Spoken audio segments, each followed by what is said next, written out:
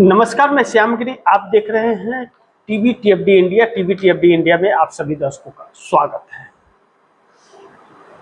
चंद्रबाबू नायडू भी मोदी से समर्थन वापस लेने पर अब बड़ी गंभीरता के साथ विचार विमर्श करना शुरू कर दिया है। इस तरह की अब चर्चा बहुत तेज होने लगी है। प्रधानमंत्री नरेंद्र मोदी लाल किले से अपने भाषण में 76 मिनट के भाषण में इस बात को साबित कर दिए हैं कि उनकी प्रधानमंत्री की कुर्सी से विदाई होने जा रही है। इसमें कोई शक नहीं है। और चंद्रबाबू नायडू ने नकेल कस दिया है मोदी के ऊपर, और यह नकेल समर्थन वापसी तक अब जा सकता है, क्योंकि नरेंद्र मोदी ने एक ऐसा अपना तस्वीर दिखाया है लाल किले से कि अब वह बहुत घातक साबित होने वाले हैं देश के लिए। उनके इरादे नेक नहीं हैं।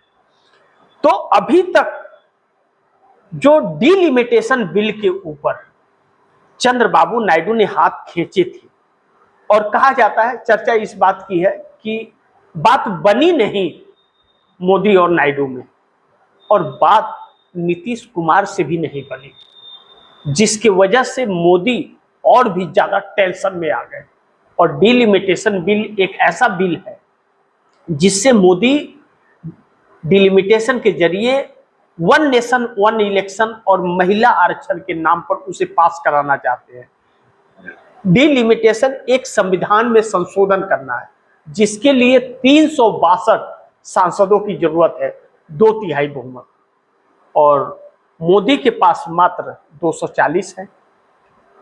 तो पहली बार यह बिल गिर गया था, तो दूसरी बार फिर कोशिश, यह जानते हुए कि उनके पास बहुमत नहीं है, फिर भी उन्होंने की, तो शक के दायरे में आ गए।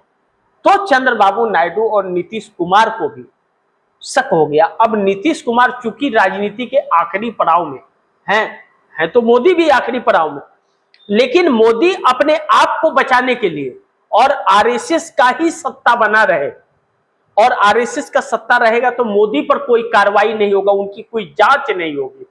क्योंकि 12 साल मुख्यमंत्री भी रहे, 12 साल प्रधानमंत्री भी रहे, तो उनके कारनामे उजागर न हो, इसके लिए भाजपा का ही सत्ता रहे, इसके लिए वह कर रहे थे।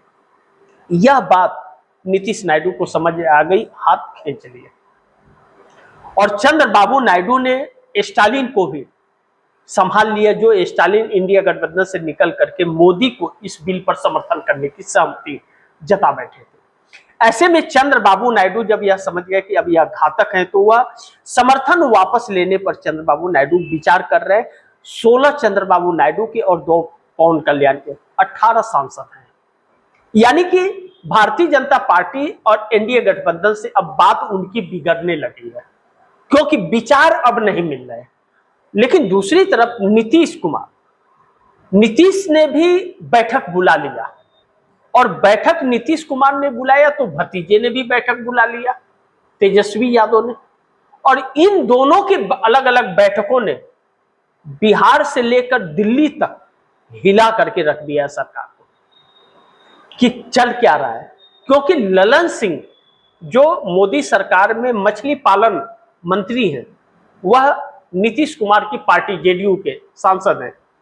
उन्होंने पिछले दिनों एक बयान दिया था। उन्होंने अपने बयान में कहा था कि भारतीय जनता पार्टी गलतफहमी में न रहे, यह ध्यान रखे दिलो दिमाग में कि नीतीश कुमार के समर्थन से ही सरकार चल रही है, बिहार हो या दिल्ली। और जो नीतीश कुमार कहा जा रहा था कि मोदी का साथ नहीं छोड़ेंगे चाहे कुछ भी हो, सीएम की कुर्सी से हटा दिया गया तो नहीं छोड़े, जेडीयू को दूसरा दर्जा का पार्टी बना दिया गया तो भी नहीं छोड़े, जबकि नीतीश कुमार के नाम पर पार्टी चुनाव जीत के आई थी एनडीए। वह नीतीश पलटने की तैयारी में है। वह 85 एमएलए और 12 सांसदों के साथ बैठक बुला लिए बड़ी, और कहा जा रहा है कि बैठक से तो भाजपा की नींद उड़े हुए है। यह भी एक वजह रहा नरेंद्र मोदी का लाल किले पर भाषण के दौरान झल्लाहट और चिड़चिड़ापन का, क्योंकि एनडीए गठबंधन के अहम घटक दल इनके साथ को छोड़ते हुए नजर आ रहा है। उसके रीजन और भी हैं जिस पर हम लोग चर्चा करेंगे, लेकिन इस देश का जेनजी जो उतरा था सड़कों पर 20 जुलाई को, जो सरकार घुटने के बल ला करके धूल चटा दिया और शिक्षा मंत्री धर्मेंद्र प्रधान का इस्तीफा लिया। जेनजी ने मोदी को फिर एक ऐसी चुनौती दी है जिसको लेकर के बौखला से गए हैं मोदी, और वह इनके रास्ते का रोड़ा बन गया है। तो मोदी अर्बन नक्सल उसको कहने लगे हैं, और यह बात और भी खौलने वाली हो गई। यानी कि इसे कह सकते हैं कि जले पर नमक छिड़कने के जैसा हो गया, और भी आक्रोशित जेनजी हो गए हैं, क्योंकि इनके बिगड़ते बोल प्रधानमंत्री के अब लोगों को कांटे की तरह चुभने लगे हैं। लेकिन लोग जब इनके खिलाफ हो रहे हैं तो यह इनके अंदर चिड़चिड़ापन और बौखलाहट आ रहा है। घबराइए मत, दिया का तेल खत्म हो गया है, दिया फड़फड़ा रही है, कभी भी दम तोड़ सकती है, बुझ सकती है। मोदी को इस बात का तो एहसास हो गया है कि सरकार का दिया बुझने वाला है। लेकिन अब जेनजी अगर कह रहा है कि मोदी जी बहुत हुआ, झोला उठाओ निकलो यहां से, तो फिर चिड़चिड़ापन आना तो लाजमी है, इस बात से इनकार नहीं किया जा सकता।